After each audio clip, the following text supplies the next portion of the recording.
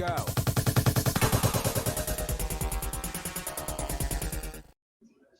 Bienvenidos a una nueva edición de Pantalla Deportiva Podcast. Hoy me acompaña John González, fotógrafo deportivo y ahora moderador del espacio Don Balompié por Mao Report Deportes TV. ¿Cómo estás, John?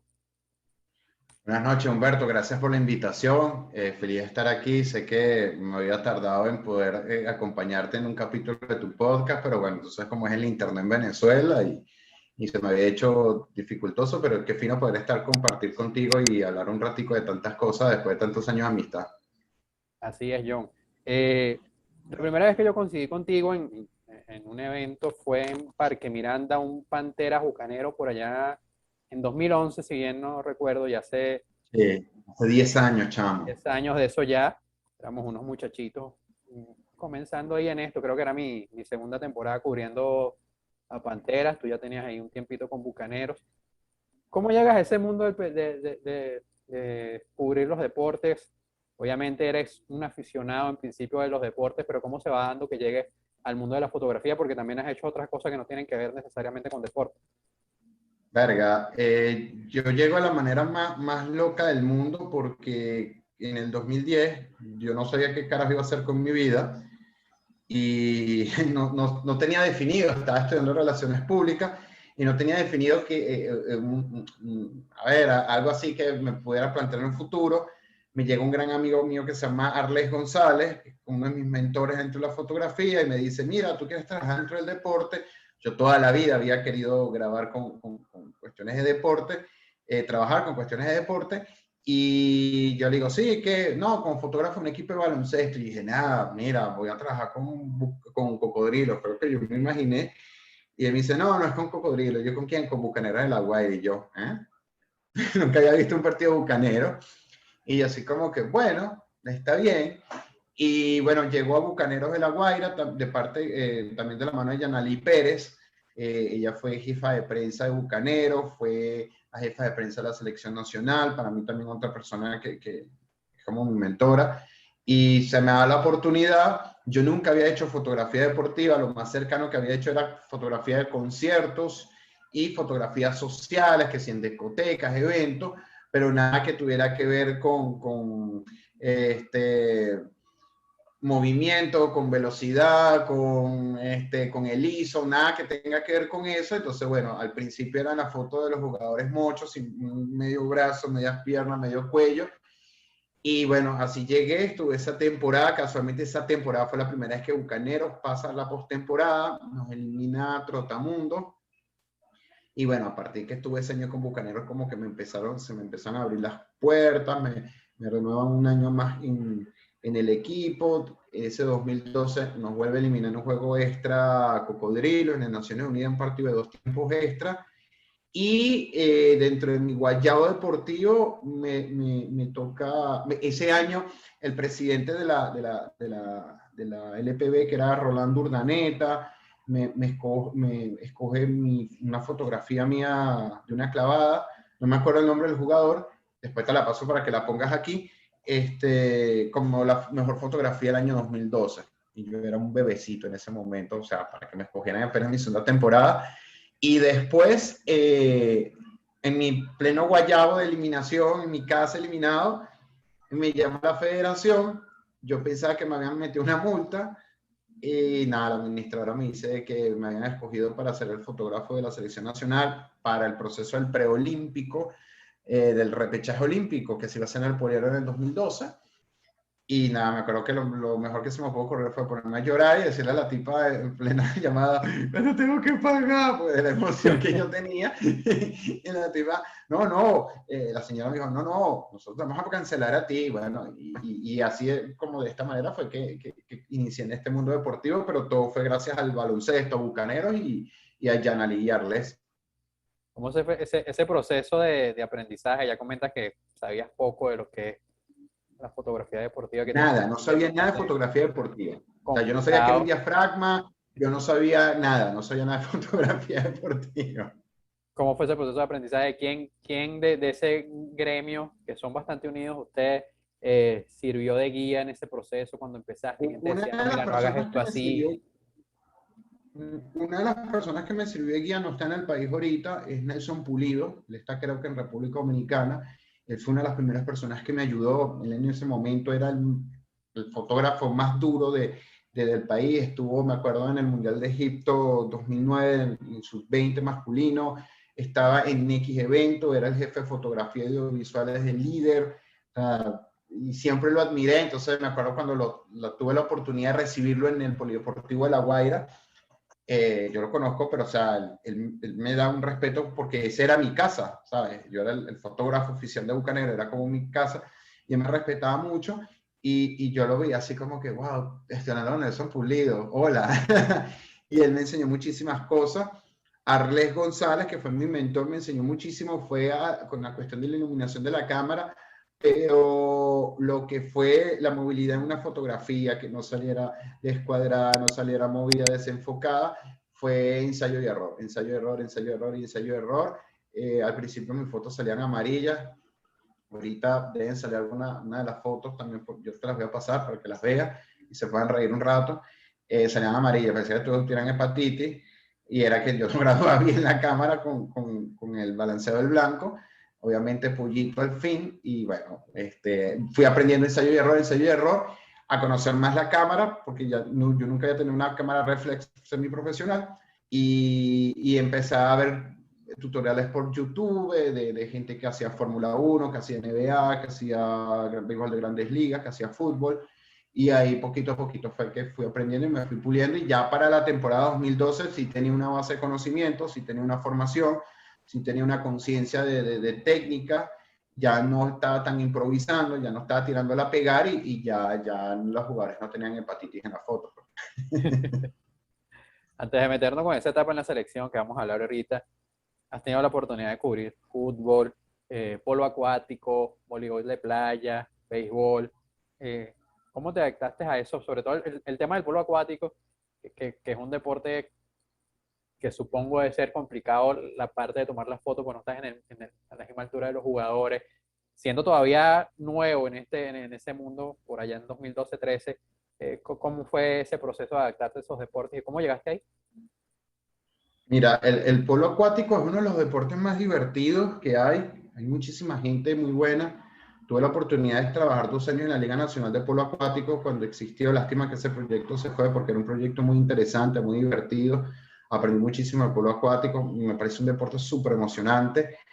Y aparte que la fotografía es hermosísima porque en la cuestión del agua, de cuando el jugador se levanta a hacer un chute, los penales, la misma pelea por el balón, de verdad te da demasiada cantidad de fotos, te puede dar un partido de polo acuático. Yo llego de la mano de Germán Jasper, él ahorita es uno de los attachers del Comité Olímpico, él estaba en el circuito de Bucaneros de La Guaira como narrador, y eso fue en el 2012, ya cuando estaba haciendo las fotografías normales, decentes, presentables, y él me dice, mira, ¿no te gustaría traer una Liga Nacional de Polo Acuático? Y yo, ¿ah? Hay una Liga Nacional de Polo Acuático, qué genial, sí, yo quiero ir, o sea, yo quería ir a todo donde yo aprendiera y todo lo que me enseñara. Llegué, me acuerdo que me recibieron en las Naciones Unidas el hijo del profesor Álvarez, que también estaba encargado de la parte de la logística, y nada, genial, genial, genial. Está también el profesor Gilberto, que también fue una gloria del polo acuático, entrenador de la selección nacional. Y bueno, el profesor, hicimos buena química, y yo también respaldado por Jasper porque ella ha trabajado conmigo, y empecé a viajar con los muchachos del polo acuático y las fotos eran geniales. La verdad que una de las fotos hay fotos que ya van a ver la gente que sale el jugador así levantando la pelota y se ve como un arco de agua alrededor, y como es de día, entonces no había problemas de iluminación, y podías hacer lo que te da la gana. Aparte que yo como fotógrafo oficial, yo tenía acceso hasta el borde de la piscina, o sea, estaba cerca de la piscina, entonces para mí era muy fácil hacer la foto. Yendo a la selección de baloncesto, hablaste del repechaje olímpico de 2012, que personalmente es quizás el evento más importante que me ha tocado cubrir y que más me disfruté por todo lo que implicó, más allá de que a Venezuela no le fue bien y fue eliminado en primera ronda. Fue un torneo donde vinieron muchísimas figuras. Yo siempre recuerdo una anécdota de estar el primer día del torneo a las 10 de la mañana con, si acaso, 15 personas en el Poliedro de Caracas, viendo a Andrei Kirilenko hacer desastres contra Corea del Sur, y me quedé impresionado ver un jugador de ese nivel. Y fue un gran torneo. ¿Cómo debutas con una selección, primera experiencia con una selección en un evento de este tipo? ¿Cómo viviste esa experiencia? De contarte eso, voy a respaldar tu anécdota con una que mucha gente, muy poca gente sabe. No sé si tú tuviste ese día, el día que jugó Nueva Zelanda contra Macedonia. Lastimosamente en YouTube no está y yo no tenía un teléfono que me dejara grabar, pero creo que va a ser la única vez en el país donde vamos a ver un haka en vivo. Nueva Zelanda le hizo el haka a Macedonia a partir de las 10 de la mañana, que lo que estaban era 3 personas y el fiebru este que está aquí porque quería ver básquet, quería aprovechar de descargar películas a internet brutal que había en el palco de prensa. Yo me iba temprano a descargar cosas y vi el hack en vivo y yo así como que, wow, esto nunca lo voy a volver a ver en mi vida, y realmente es muy difícil que una selección del Pacífico venga para acá, pero esa es una anécdota que muy poca gente sabe, que aquí esta selección de Nueva Zelanda, que también se la hizo en el Mundial de Turquía 2010, si no me equivoco, a los Estados Unidos, vi un hack en vivo. ¿Y cómo lo viví? Bueno, fueron procesos. Cuando me llaman, la anécdota de que me pongo a llorar y pregunto que cuánto tengo que pagar, y el día que llegó la primera práctica, el profesor, el técnico en aquel entonces, Musselman, no estaba, no había llegado a Venezuela. A mí me recibe Jan Hernández, el que después se convirtió en gerente general de Gigantes de Guayana, patroncito, como muchos lo conocen, Jancito. Él me recibe en Naciones Unidas, en el Parque Miranda. Él ya me conocía por mi trabajo de bucanero, y obviamente yo llegué como, no sé, como alguien viniendo de la provincia a la gran ciudad, a Nueva York, y wow, ver todas esas estrellas que ya eran mis compañeros, que David Vázquez, Oscar Torres, los hermanos Vargas, Pepito Romero, Luis Betelmí, Axier Sucre también estaba ese día. Y nada, yo sentadito en una sillita. Entonces en el equipo audiovisual estaba el Dream Adrianza, el pionero, y él ya me conocía a mí también. Teníamos amigos en común y él como que me adopta. Me dice, no, quédate tranquilo, aquí esto lo vas a pasar muy bien. Y bueno, todos en la selección me recibieron genial, era el rookie. Y Te bueno, ruquearon también, ¿no? sí, claro, pero a mí me ruquean, a nosotros nos tocaba una gira. No, venía el Suramericano en Resistencia 2012, que perdemos la final contra Argentina, que en ese momento la dirigía el Che García. Se regresa a Venezuela y de ahí vamos como un cuadrangular a Puerto La Cruz, que era contra Jordania, Angola y Dominicana. Nos regresamos a Caracas. No, mentira. Antes del Suramericano, que me acuerdo bien, viniendo del Club Hebraica, que es donde la selección tenía las prácticas, en el autobús sale Pepito Romero y me dice, ¿estás consciente que te toca? Y yo, dale. Y me acuerdo que me están bautizando en el autobús y el Grillo Vargas estaba obstinado porque decía, a este carajo le sale demasiado cabello, o sea, nunca se le cae el cabello. Y yo estaba feliz de la vida porque era como la marca de que tú perteneces acá, te estamos respetando, te estamos considerando parte del equipo. Y bueno, para mí era un honor de pasar por esa larga lista de que todos han pasado por ahí, desde, no sé, el mismo Diego Guevara, Gravis Vázquez, muchos han pasado por ahí. Yo puedo estar en esa lista y yo decía dentro de mí, o sea, el cabello crece, esto es para toda la vida y muchos quisieran estar en mi lugar. Y algo anecdótico que pasó en aquel momento era que ahorita no me acuerdo la persona, me dijo, tú no sabes lo que tú acabas de lograr. Y yo, ¿por qué? Entonces me dijo, en 80 y pico años de la federación nunca había existido un fotógrafo oficial de la selección. Tú eres el primero que llega, porque siempre había sido como cuestiones de freelance, y tú eres el primero que llega a contrato a la federación como fotógrafo. Y nada, para mí era un honor, y pelón, la cero. Me acuerdo que los novatos en ese equipo nos bautizaron a todos, pero a todos tenían cabello corto. Era Zamora, Michael Flores, Francisco Centeno. Todo el mundo tenía el cabello bajo y yo era el único que tenía el cabello largo. No me importó. Y me acuerdo que esa misma noche nos tocó una cena con el que en aquel entonces era el ministro del Deporte, Héctor Rodríguez, y me acuerdo que estamos en la cena y estos sinvergüenzas me cortaron tipo Hare Krishna, me afeitaron de aquí hasta acá y me dejaron esto largo, porque como no había torneo todavía, yo tenía que lucir el bautismo en algún lugar público.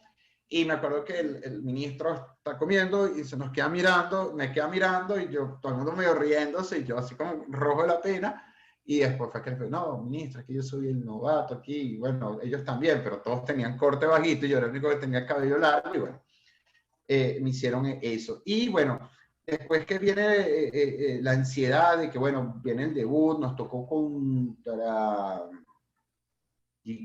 Nigeria fue el primer juego. Me acuerdo cuando estamos en el autobús vía al Poliedro, yo me bajé entre los primeros porque como que había una jerarquía en el autobús, cada quien tenía su puesto fijo y me bajo el primero del autobús y obviamente veía todas las cámaras, la gente así como un passing room y yo nervioso así tomando fotos con mi camarita y me acuerdo un poco de gente escribiéndome por mensaje de texto. No existía el WhatsApp en aquel momento, me escribían cosas tipo, te felicito, lo lograste, llegaste lejos, qué increíble verte con la chemise de la selección, eres un vino tinto, súper brutal para mí. Días anteriores se había caído el internet en Facebook y en Twitter porque había puesto las fotos del bautismo, el bautizo, y nada, genial de haber estado representando a mi país como fotógrafo, el himno nacional a casa llena en el Poliedro es algo que no, cuando tú eres parte de una delegación, creo que eso no, nada, o sea, es lo más grande yo siempre he dicho que lo más grande que yo he hecho en mi vida ha sido estar con la selección. Y bueno, nada, lloré bastante la eliminación. Yo estaba el día que Nigeria le gana a Lituania, me entristeció mucho, pero esa primera experiencia me abrió muchísimo más las puertas y nada, el orgullo de tener la chemise de mi país y eso ha sido, para mí, una de las cosas más grandes que me pudo pasar en la vida. El siguiente torneo, el año siguiente toca el premundial. Premundial. Hay una foto que me vas a pasar que yo sé que tú tienes, que es de un partido. Yo estoy haciendo la reseña, no recuerdo qué partido, ahí en la zona de prensa del Poliedro, y luego de terminar la reseña me meto en la página de FIBA a buscar las fotos, La del puño. el álbum de fotos, buscando una foto del juego. Y la primera que me aparece es del señor John con su cámara en mano en el tabloncillo celebrando. Y me acuerdo que yo te la muestro. De verdad que éramos unos muchachos en aquel Y yo, tiempo. chamo, ¿qué hago aquí? Y yo diciéndote como que así, mira John, saliste aquí, capaz te regañan por tú salir celebrando aquí así. Y tú más bien agarraste y esa foto la compartiste en todos lados. Salí yo, casi que la pusiste, la mandaste para que pusieran en la nota, ¿no? Ese momento, Yo esa sé que celebración, la ponía en una franela. yo no recuerdo, yo no sé si recuerdas qué partido fue, no recuerdo, pero siempre me recuerdo esa anécdota de ese torneo. Si no me equivoco, ese partido fue, a ver, nosotros votamos con México, perdemos, Paraguay, Argentina, creo, si no me equivoco, el de contra Dominicana, porque contra el de Puerto Rico no pudo haber sido porque eso era una funeraria. Yo creo que fue de República Dominicana. Dominicana o Argentina, una de las dos. Fue que ha sido.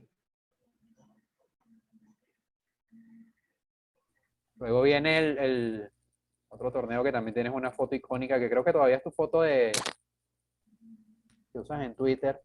Sí, torneo el de Sudamericano Margarita 2014, Margarita. la foto de la Copa. Eso creo Es que... el primer torneo que, cubriendo la selección, donde Venezuela gana, ¿no? Ese torneo 2014, donde Sí, tuviste, claro, ¿cómo nos viste esa ganamos experiencia de estar con la selección allá en Margarita, cubrir allá en ese escenario tan importante? casi no casi no llego a estar ahí, llegué de milagro, pero ese torneo fue, bueno, el sueño hecho realidad de la medallita, la copita, de tantas veces que te lo imaginaste. Una cosa es cuando yo llegué y a mí me decían, ojalá tú llegaras a ser fotógrafo de la selección, y yo soy como que, después llegas a la selección y obviamente te tocaron torneos muy difíciles como el premundial y el preolímpico, donde no se jugaba ningún título como tal, sino era clasificación. Bueno, el premundial sí se jugaba una especie de título, pero más importante era la clasificación. Y viene el suramericano, se da el suramericano en Margarita, fuera de Caracas, fuera de mis amigos, fuera de todos lados, estábamos como en una especie de burbuja. Se da el título, el partido más difícil o el de más nervios fue el de contra Brasil, que fue la semifinal, que lo ganamos ahí en la chiquita, Gregorio Vargas robando el balón en la última jugada de Brasil. Y nada, la celebración, la llorantina, la emoción, llamando a mis viejos, mis amigos, ese título, más allá de que la gente lo ve como que jugaron contra equipos B, C, no me importa, o sea, un título es título y en la placa siempre va a quedar el nombre del país que quedó campeón. Y ese y el de Caracas 2016 fueron muy bonitos, pero el especial es el de Margarita porque, a ver, era el primer título después de tantos años, de tantas veces llegar cerca y no lograrlo. Recuerdo Gravis dejando su copa de más valioso en la cuestión esta donde está la Virgen del Valle por promesa que pagó, eso muy poca gente lo sabe. Si Gravy ve esto, ahora no me mate por contar esto, pero eso es muy especial. Eso para mí es el título, el primero y el más bello, y por eso yo creo que después de casi 7 años yo no he quitado la foto, imagínate tú. Y ciertamente no deja de ser cierto que las selecciones de Argentina y Brasil eran selecciones B, pues eran selecciones B que desde el 97 venían ganando ese torneo aún con selecciones B y Venezuela no lo ganaba desde el 91. Entonces obviamente sí fue importante ganar ese torneo y luego el de Caracas, que ahí sí tuve la oportunidad de estar ahí y que fue como un cierto, tuvo su parte doblemente especial porque sabíamos que era el último suramericano que se iba a jugar bajo este formato y había que ganarlo, ¿no? Con el equipo que armó Venezuela, que antes también eso, Venezuela llegó a armar equipos hasta mejores que ese del 2016 en otros suramericanos y no pudo ganar. No Entonces, llegamos, no llegamos. entonces aquí se logró el objetivo y fue en verdad una experiencia bastante interesante. Pero John, hemos hablado prácticamente de puro baloncesto y tú eres gran conocedor del tema del fútbol también, que también te ha tocado cubrir, ¿no? Eh, ¿Recuerdas cuál fue el partido de fútbol que cubriste? ¿Cómo te sentiste ahí? Eh, ¿Qué tanto hay diferencia de cubrir fútbol a baloncesto? Irónicamente, el primer partido que lo cubrí, no lo cubrí para ningún medio de comunicación deportivo. Me tocó un Caracas Táchira. En ese momento yo estaba trabajando para la alcaldía de Caracas y bueno, yo pedí esa pauta, era la excusa, somos patrocinantes del Caracas y tal. Y bueno, me mandaron para ese partido. Para mí, bueno, era una cuestión como que al principio me costó adaptarme porque, bueno, el baloncesto tienes todo el mundo cerca. Para mí es más fácil hacer fotos de baloncesto aunque a la gente le parezca raro que fotos de fútbol, porque fotos de fútbol lo importante normalmente es la celebración del gol, las caras, el gol, el tiro, mientras que en baloncesto puedes hacer muchísimos tipos de fotos desde un dribbling, un pick and roll, una cortina, una clavada, un triple, una celebración, un foul técnico, o sea, puedes jugar con muchas cosas. Entonces, también era la amplitud del campo, tener un lente de gran alcance, con el baloncesto siempre utilicé lentes de corto alcance, entonces fue un partido aburridísimo, ese partido de por sí quedó 0-0, un buen ambiente de fútbol, más vendió las fotos por el público, pero de resto, estuvo brutal. O sea, estuvo brutal para mí la experiencia. Nunca había hecho fútbol y irónicamente no lo hice para un medio de comunicación deportivo. Eso fue en el 2015, un 0-0. Aburridísimo el partido, pero aprendí bastante y salí como que esa burbuja de cristal que yo estaba era puro baloncesto o polo acuático, baloncesto, polo acuático, hasta que, bueno, salto al fútbol y ahí como que empiezo como que a abrir más nuevas cosas, hacer otras cosas y aprender. Luego de eso has tenido posibilidad de seguir cubriendo fútbol, has estado en la cobertura de partidos de Libertadores incluso. ¿Qué tal esa experiencia? El ambiente de fútbol que también es distinto al del baloncesto, las barras, todo, como, y también teniendo en cuenta eso, ¿no? Que eres un gran apasionado de ese deporte. Con Sport Venezuela tuve la oportunidad de cubrir Copa Libertadores, me tocó Copa Suramericana, me tocó cubrir la liga, la temporada de liga, la Futbela del 2017-2018, que ese año quedó campeón, el campeón absoluto fue Zamora. Me tocó cubrir al Zamora, ir a Barinas, y esa final fue contra Mineros de Guayana. Creo que esa fue la última final antes que se fuera John Murillo, de aquí de Venezuela. Y bueno, tuve la oportunidad, gracias por Venezuela, de ir por lo menos a Misael Delgado, al Olímpico, a Briviriarta, hasta la Santa María. Me tocó cubrir partidos metropolitanos estudiantes de Caracas un domingo a las 4 de la tarde. La Carolina me tocó ir bastante porque, bueno, el Zamora era un equipo que movía muchísima gente.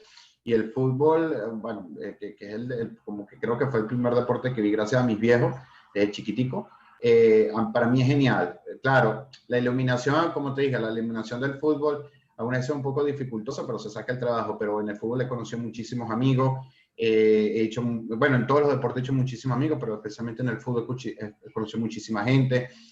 He viajado, he podido estar en muchos torneos. Yo pude decir que pude tomar fotos el día del debut del Monagas en Copa Libertadores contra el Cerro Porteño, allá en el estadio de Maturín.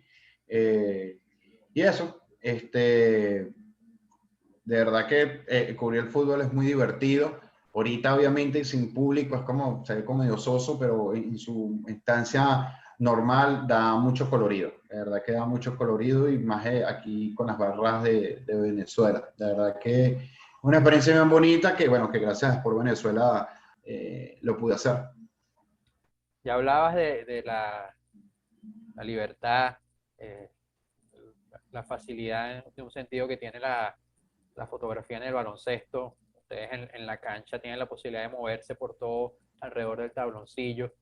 Cuando cubriste béisbol, que también lo has hecho, no tienes tanta libertad, sobre todo porque un deporte tan seguido acá tiene muchísima prensa también cubriéndolo. ¿Cómo fue esa experiencia en el béisbol? ¿Cómo adaptarse a eso, estar en un rinconcito nada más, a saber que no tienes esa libertad de voy a tomar una foto en el otro hogado, voy a hacer esto, sino tener un espacio limitado de trabajo? En el béisbol tienes que respetar muchos códigos. Creo que es el deporte como que con más control y más disciplina tanto para la prensa como para las cámaras, como para los fotógrafos. Por lo menos a nosotros los fotógrafos nos ubican en palcos de fotografía que están en los lados de primera base y tercera base. Te puedes ir para la tribuna, te puedes ir para el techo, donde quieras, pero si quieres estar a ras de terreno, en esos dos lugares. Cuando hay un cambio de pitcher o cuando termine un inning de un equipo, si puedes salirte, le tomas foto al pitcher cuando esté calentando, te vas para el otro lado y eso. Pero, por ejemplo, hay códigos tipo, bueno, en cualquier lado, pero por lo menos el dugout en el béisbol es lo que está más cerca del terreno, a diferencia del baloncesto y el fútbol. Los camerinos están dentro de las instalaciones. Si tú quieres entrar, tienes que pedir permiso. Como te digo, hay muchos códigos. Yo con el béisbol también tuve la oportunidad de cubrir la final del 2017-2018, la que gana Caribes en 6 juegos a Cardenales de Lara, con ese gran slam de Luis Jiménez, y pichando brutalmente Freddy García, ese sexto juego de la final. El béisbol también te da mucha, aunque no te puedas mover mucho, te da mucha gráfica, las expresiones del pitcher, los choques en receptoría, las caras de un jonrón, el público es muy alegre, es muy dado. Con el béisbol también conocí muchísima gente, o sea, cada quien tiene lo suyo. O sea, para mí no te puedo decir que con cuál deporte disfruté más. Te puedo decir que el baloncesto fue mi deporte madre, porque fue el que me trajo a que yo estuviera aquí sentado hablando contigo, pero con todos lo he disfrutado más. Con todo lo disfrutamos. Al béisbol también pasé de nunca haber hecho béisbol a cubrir mi primer juego en Caracas, Magallanes. Estaba súper nervioso. A casa llena, año 2017, hace 4 años de diferencia ahorita que ya sabemos la situación pandemia. Entonces, nada, mi debut fue un Caracas Magallanes, mi debut en fútbol fue un Caracas Táchira, y mi debut en baloncesto fue un Bucaneros Guayquería. Entonces siempre fueron partidos bien interesantes, partidos de equipos con equipos pesados, de historia, de tradición. Y yo creo que eso es lo que me obligaba a tener la responsabilidad de que tengo que hacerlo bien, por lo menos con el béisbol y el fútbol. Y nada, el béisbol también lo disfruté muchísimo, viajar a otros estadios, conocer gente de otros equipos, porque por lo menos el béisbol no es como el fútbol, que la gente gira con el equipo, sino que normalmente lo ves en tu estadio y ya. Y conocer gente de Caribe, gente de Cardenales de Lara, que me trataron súper bien, de Tigres de Aragua, de las Águilas del Zulia. De verdad que todos los equipos se comportaron muy bien en la parte de gerencia y de prensa, no me puedo quejar siempre. Pero mi estadio especial, quitando el universitario, fue el Chico Carrasquel. Ahí hice los mejores amigos de la vida, me trataron como uno más, me consintieron, me llevaron a comer, siempre estaban pendientes que no me faltaba nada, con las alineaciones, los datos del día. La iluminación a mí me gusta muchísimo, a otros no, pero a mí me parecía genial. El campo me gustaba, el ambiente me gustaba, la verdad que el Chico Carrasquel era mi lugar favorito que me mandaran de viaje. Ahora, antes de meternos con lo que estás haciendo ahora en Mao Report Deportes, te voy a hacer una pregunta un poco complicada. Top 3 de tus eventos deportivos que te ha tocado cubrir. Si te toca hacer un top de los que más te has disfrutado, de los que más te han marcado, ¿qué me dirías? Vamos a poner tercero. De primero ya todo el mundo debe saber, pero voy a decir. Pero de tercero, a ver, de tercero te pondría el repechaje olímpico por ser mi primer torneo internacional que me tocó. Eso parecía unos Juegos Olímpicos endógenos porque, o sea, estaba Rusia, Corea del Sur, Angola, Lituania, Dominicana, Puerto Rico, vinieron todas las estrellas de todos los equipos. Increíble la cantidad. A nosotros nos hospedaron todas las selecciones en un mismo hotel. Nunca entendí eso. Entonces, yo estaba abajo en el living room. Entonces, veías a Kirilenko, veías a Art Harford con su esposa, que era la Miss Universo. Después veías al otro, veías a los griegos, veías a JJ Barea por acá. O sea, era genial, de verdad que era genial. Ese voy a hacer mi evento número 3 porque fue mi primer evento. El evento número 2, la final de Caribes Cardenales, por la razón de toda la logística de la gira. 2 juegos en Barquisimeto, después irnos a Puerto La Cruz, 3 juegos en Puerto La Cruz, un día por medio de descanso, y nosotros fue llegar de Puerto La Cruz, Caracas, o sea, el partido terminó hoy en Puerto La Cruz, salíamos a las 11 de la noche, llegábamos acá a Caracas, nos cambiamos, medio dormimos y después tenemos que dar carretera a Barquisimeto, porque venía el 6º juego de la final. Todo ese proceso de entrevista, fotografía, notas, videos para el canal de YouTube, fue genial. Me lo tripié demasiado, ¿verdad? Lo disfruté muchísimo, aprendí muchísimo, conocí muchísimo, me salí también de mi burbuja de solamente fotografía porque tuve que hacer de todo y compartí con unos compañeros geniales, Anderson León, Andrés Espinosa, Reyes Ureña, con ellos fueron con quien yo giré, Daniel de Puerto La Cruz. De verdad que no me puedo quejar, compartí con muchísima gente hermosa y creo que ese sería el top 2. Y el top 1, obviamente, el suramericano del 2014, cuando quedamos campeones, porque bueno, la copa, el título, el himno nacional, el We Are the Champion y todo lo demás que conlleva, que sería el primero. Y ahí hablas de que te ha tocado en esa etapa de fotógrafo por Venezuela, te tocó hacer otras cosas, pero ahora te vemos en un mundo quizás un poco distinto con Mao Report Deportes, con Don Balompié. ¿Qué es Don Balompié y cómo surge esa idea? Don Balompié es un programa inspirado, el nombre, para que la gente sepa, en 2 cosas. En ese fútbol de los 90 que transmitía Venezolana en televisión, el fútbol español, el fútbol italiano, era lo que más se veía aquí en Venezuela. Para los que tengan más de 32 años van a saber lo que hablo. Y la revista española Don Balón, que era mi revista favorita de niños de fútbol. Entonces, a mí me contacta la gente de Mao Report Deportes, porque ellos habían visto unas transmisiones en vivo por YouTube con Sport Venezuela narrando los partidos de la eliminatoria. Cabe destacar que en mi vida había narrado yo fútbol, un partido de narrar, y me tocó narrarlo con, no sé, 12,000 personas conectadas en vivo. Súper nervioso, pero bueno, ahí salió el trabajo. Entonces yo hacía un podcast también que se llamaba Anécdotas, que era con personas del deporte contando historias, anécdotas pues, dentro del deporte sin distinción de disciplina. Y ellos me contactan a través de un amigo mío que se llama William Mudby, que él es de Dos Quintetos.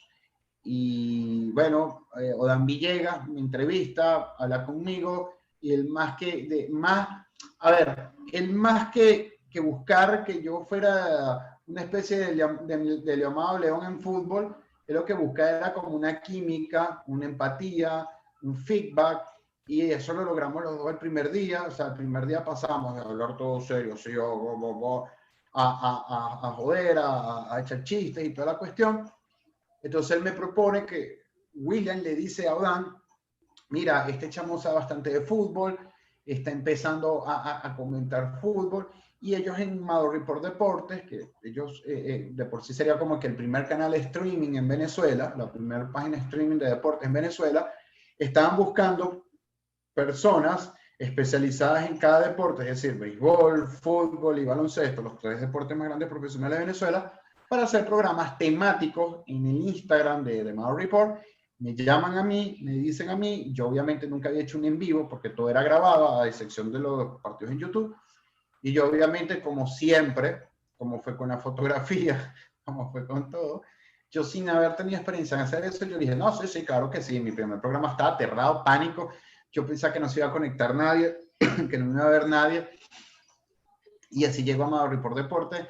Y bueno, Don Balompié es un programa de fútbol donde hablamos de la actualidad de fútbol, con los invitados tratamos de dar un repaso a su carrera, sus anécdotas, sus historias, su actualidad, y eso. Y bueno, la idea es que la gente interactúe con las personas, que sean muy cercanas con los entrevistados, que podemos tener un periodista, podemos tener un comentarista, hemos tenido fotógrafos deportivos, porque siempre he querido que el fotógrafo deportivo creo que merece mayor participación en los medios por lo importante y relevante que es. Yo tuve a Eric Palencia, un gran amigo mío del periodismo gráfico. Él fue creo que mi tercer entrevistado y el programa salió genial. He tenido a Axel Rojas, que es el asistente técnico de la Vinotinto Sub-20. Tuve a los directores técnicos de Metropolitana del Aragua Fútbol Club, a Juan Cifonte, a Manolo Dávila Yuna, a Manolo Dávila Papá, y a Alejandro Alcalá, preparador de portero. Entonces, así he estado con el programa, y siempre la temática es diferente, pero con la finalidad que se vuelva algo anecdótico y que cuenten historias para que la gente se ríe, recuerde, comente, pregunte y eso. Entonces, de eso se trata de Un Balompié, más que un programa informativo de decir quién ganó, quién perdió. Es un programa de mostrarle a las personas involucradas con el fútbol que son seres humanos igual que cualquiera y tienen una historia que contar, y no siempre tienen la oportunidad de poder contar su historia.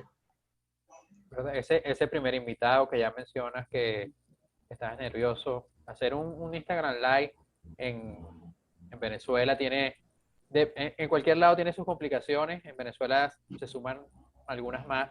¿Quién fue ese primer invitado?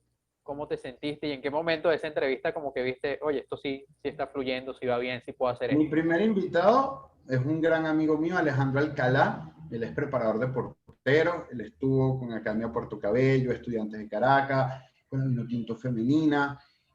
Una persona que tiene, a pesar de ser joven, tiene una alta experiencia, una persona que quiere y respeto mucho, que hemos compartido desde que éramos unos carajitos, unos chamos.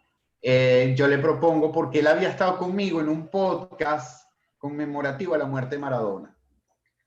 Entonces yo le digo a Alejandro, tú quieres estar conmigo en el primer programa, porque es que no quería invitar a nadie desconocido, porque por el mismo miedo, por el mismo miedo escénico y por la misma confianza, mientras que con Alejandro, cualquier pregunta que yo le hiciera o cualquier juego de mirada nos entendíamos por los años que tenemos conociendo. Ese programa se conectó gente, nunca bajamos de 15 personas conectadas en el en vivo. Para hacer un primer programa creo que era bastante. Y bueno, la gente de Mado Report Deportes estuvo contenta, Odán Villegas estuvo contento, y bueno, ahí fuimos avanzando poco a poco, pero ese fue mi primer invitado. Me acuerdo, el programa duró como 50 minutos y estuvo brutal. Me acuerdo que Alejandro dijo algo se pueden meter en el Instagram de Madureport Deportes TV, que es @Madureport Deportes TV, buscar en el feed. Me acuerdo que Alejandro me decía, qué honor ser tu primer invitado aquí en el programa, y no creo que me lo merezca. Me acuerdo que me dijo eso, y yo le dije, no, claro que sí, porque ¿sabes? Todos los que trabajan dentro del deporte y dejan algo para las personas merecen estar independientemente de su popularidad, ¿no? Pero él fue mi primer invitado y de verdad estoy muy agradecido de que él estuvo conmigo ese primer día, que me apoyó, porque otro me hubiera dicho, el fastidio, no tengo tiempo, dame en paz, pero él fue ese primer invitado.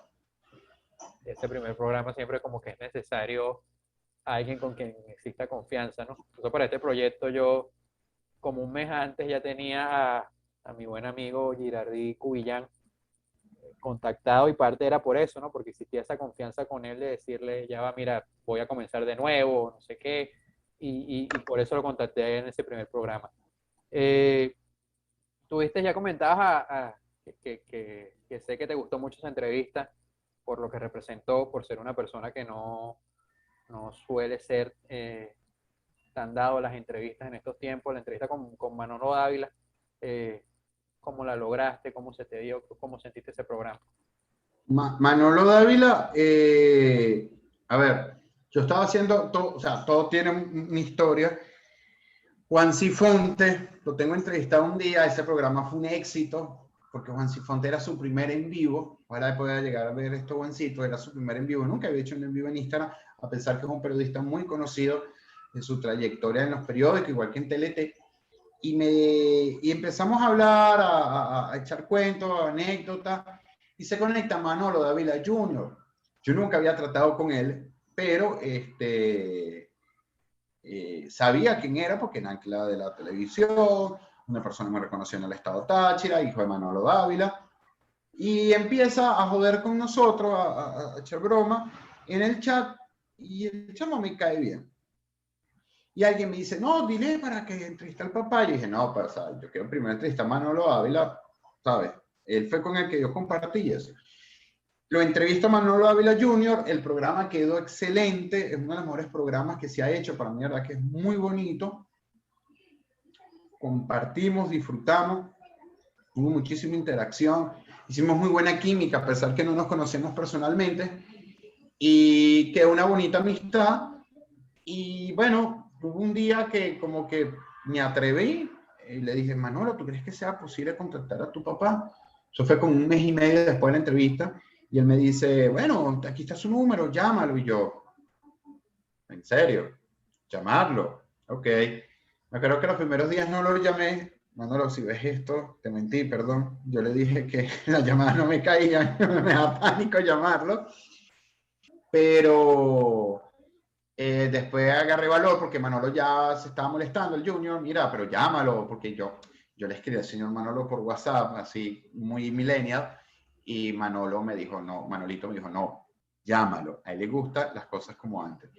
Lo llamé un día, hablé con él, me dijo que estaba ocupado ese fin de semana, lo llamé la segunda vez, la próxima semana, súper nervioso, y bueno, el papá me dijo que sí, que él había visto el programa con el Junior, que le gustaba mucho la manera como nos las llevamos y que por esa razón me daba la entrevista. Él lo dijo en el aire, también ese día en el programa, que no se acostumbraba a la entrevista, y para mí fue un honor, para mí fue un orgullo que alguien que yo admiro desde niño, que yo escuché viendo fútbol desde chamito, que me hace recordar mucho a mi papá, que en paz descanse, lo pudiera entrevistar. Y bueno, así se dio la entrevista. Investigué muchísimas cosas que nadie se imagina. Los invito a que vean la entrevista, como por ejemplo la anécdota de cuando él entrevistó a Marcos Pérez Jiménez por el Mundial de España 82, o cuando Carlos Andrés Pérez le salvó un partido de fútbol Deportivo Táchira llevándole los uniformes y las pelotas a Colombia. Eso no lo sabe nadie. Eso está en esa entrevista y Manolo Dávila la desarrolla. Bueno, y quedó súper genial. El hijo Manolito encantado. Esa entrevista tiene una anécdota especial, que faltando 5 minutos me empieza a fallar la conexión del internet, y como pude, recargué saldo, rogando a Dios a que me durara hasta que aguantara el saldo, y aguantó las 2 horas y 40.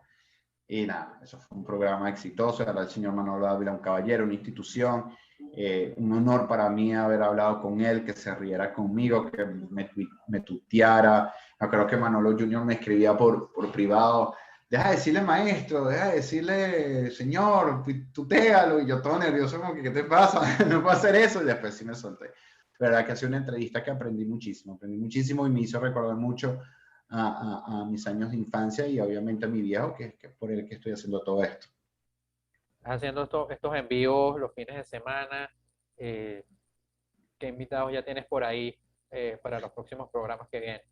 Sábado, domingo, antes era de 8 a 9, ahora es de 8 hasta que, bueno, hasta que nos alcance el tiempo y la pila y el internet y todo. No sé cuándo va a salir este programa, pero para el fin de semana del 12 y del 13 tengo a Pedro Acosta, director técnico de la UCB, y ex Vinotinto, que fue el que le dio la victoria a Venezuela por primera vez en un partido eliminatoria contra Bolivia en el 81, y a Napoleón Centeno, el ex coordinador de la Selección Nacional de Fútbol por más de 25 años.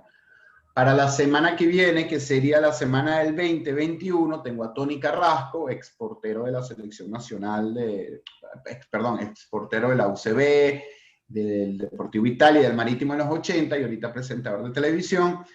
Y para el domingo tengo la bomba de decirlo por primera vez en vivo, en público, porque mucha gente no lo sabe y cuando esto salga al aire todavía no, más seguro no vaya a estar publicado en Instagram. Voy a tener a Álvaro El Palito Pereira, el jugador mundialista 2 veces campeón de Copa América, que actualmente está con Estudiantes de Mérida. Lo voy a tener el domingo invitado y bueno, me imaginaré que va a haber mucha gente de Uruguay conectada, mucha gente de los amigos de los medios de comunicación, porque creo que él no ha hecho en vivo, y esto va a ser una oportunidad de que la gente pueda interactuar en vivo con él sin que tenga que acreditarse o que primero le lean la pregunta. No, todo va a ser en vivo, él lo va a estar leyendo, yo voy a estar leyendo. Entonces va a ser muy divertido seguro esa tertulia, y una tertulia especial porque no todos los días hablas con alguien que estuvo en 2 mundiales y marcó un gol en uno de ellos. Y si va a salir, igual si ya los programas, el de Ortega sí seguro va a salir después de este episodio, los otros igual en el Instagram de Mauripor los pueden ver. Este de Ortega, sí, va a ser la primicia aquí, va a ser la primicia aquí porque no te voy a permitir que lo digas antes de que salga el programa.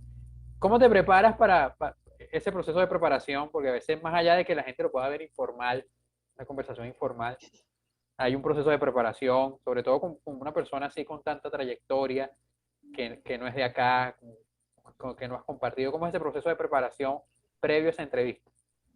Bueno, primero con cada entrevistado es distinto porque con cada entrevistado hay una conexión distinta. Hay personas tipo Manolo Dávila, el señor papá, que para mí era demasiado respeto, y hasta el mismo Manolito me decía que me soltara porque estaba muy, muy nervioso. Y tú lo preparas buscando su historia, y así la mejor manera de hacer respetar a un entrevistado es saber su historia, que ese entrevistado diga, wow, o sea, me investigaron, no preguntar por preguntar. Y obviamente yo con Manolo Dávila vi poquitas entrevistas, que hay casi ninguna, y también vi entrevistas a otras personas para agarrar como ejemplo. Entonces, por lo menos yo evité la típica pregunta de, bueno, ¿y qué se siente narrar un partido de fútbol en un mundial? ¿Sabes? No pregunté eso, porque eso lo preguntaría a todo el mundo. Traté de preguntarle cosas como, ¿qué tal Marcos Pérez Jiménez? Cosas así. O, por ejemplo, ¿cuál ha sido el gol que más fuerte has cantado? ¿Y por qué lo cantaste? Tanto así que, mira, Manolo Dávila, disculpa por afincarme en el tema, es una persona que respeta tanto esto, que la gente le está pidiendo que narrara un gol, una simulación de un gol con Avinotinto y toda la cuestión, y él dijo que no podía narrar un gol sin ver un gol, porque le estaría faltando el respeto al gol, que él tenía que ver el gol para poderlo narrar. Y eso me quedó, pues me pareció, wow, qué brutal. O sea, mira, la gente le insistió, y no lo sacó. Entonces, por ejemplo, con Napo Centeno, ¿cómo me preparo con Napo Centeno?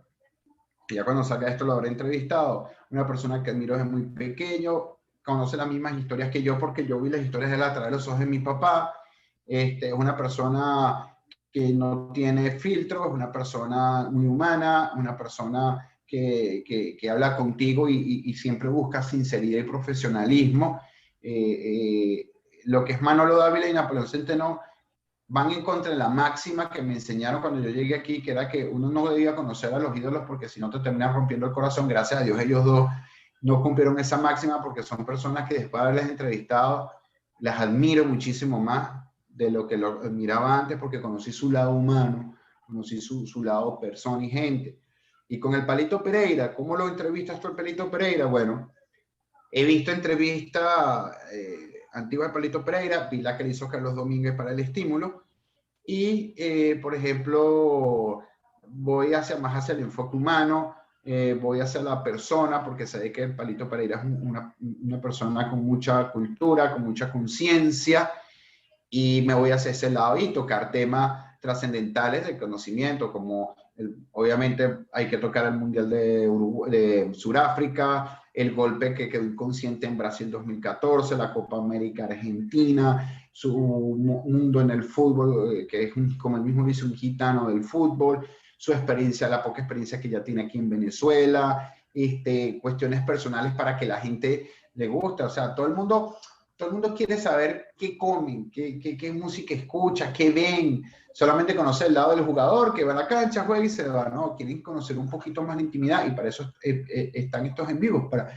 tener la oportunidad. También hay algo que no sabe mucha gente del Palito Pereira y ojalá puedan ir a ver la entrevista en vivo, están todos invitados. Igual tú, Humberto, para que le hagas toda la pregunta que te dé la gana. Palito Pereira le gusta mucho el béisbol, admira muchísimo a Johan Santana. Entonces, imagínate tú en el en vivo que yo lo deje, le lanzo dos preguntas y él mismo empieza a desarrollar, habla de béisbol y la gente obviamente, uruguayo, mundialista y habla de béisbol. Y eso obviamente explota a la gente y la emociona y eso lo va a gustar. Entonces, de esa manera te preparas, pues como que investigando un poquito más allá de lo que todo el mundo sepa, investigando un poquito más, porque siempre en algún rincón, en algún tweet, en algún video, hay una anécdota poco conocida y ahí está la clave, desarrollarla, se la tiras al entrevistado, el entrevistado obviamente se emociona, se sorprende y empieza el mismo a soltar la historia y ahí sí te la nota, pues. Bueno, John, valió la pena la insistencia de grabar este programa, ¿verdad? Muy contento de esta conversación.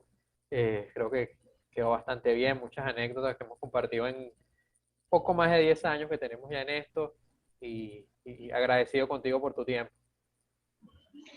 No, gracias a ti, Humberto. Tenía tiempo que yo no era el entrevistador. De verdad que es agradable también hablar. Bueno, y esto como tal, más que una entrevista, es una charla con amigos que después se vuelve pública. De verdad, te lo quiero decir públicamente. Estás haciendo muy buen trabajo, te has dedicado, estás trabajando con las uñas. Ojalá la gente pueda valorar cada capítulo que montas, si supiera lo que hay detrás.